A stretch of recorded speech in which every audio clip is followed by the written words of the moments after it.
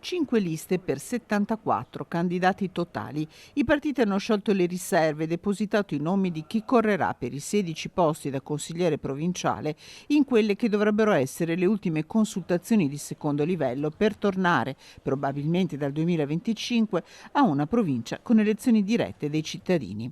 Finita la Pax che aveva portato all'elezione presidente di Enoch Soranzo, Fabio Bui e da ultimo Sergio Giordani, a presentarsi alla conto sono i partiti di centrodestra. Alleati al governo e in regione le liste per il 16 marzo sono 4. La Lega, che parte da 5 consiglieri, ha presentato la lista Veneto Domani, la sfida identitaria. Fratelli d'Italia, che di consiglieri ne aveva 3, si presenta con lista civica per Padova e provincia. Forza Italia, 2 consiglieri attuali, ha presentato la lista Forza Provincia.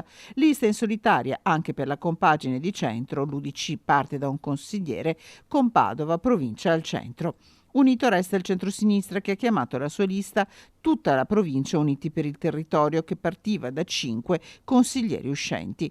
Un voto che deve tenere conto di un meccanismo particolare. Se sono 1328 gli elettori chiamati alle urne, i loro voti hanno un valore diverso a seconda della fascia di popolazione del comune di appartenenza. Facile dedurre come un consigliere di Padova abbia un peso ponderale maggiore a livello di conteggio finale. Se il centrodestra va alla conta in vista delle europee di giugno, ma soprattutto delle regionali 2025, il centro-sinistra punta a tenere le posizioni. Nel frattempo è partito l'esame delle liste presentate. Il provvedimento definitivo sarà adottato entro il 1 marzo.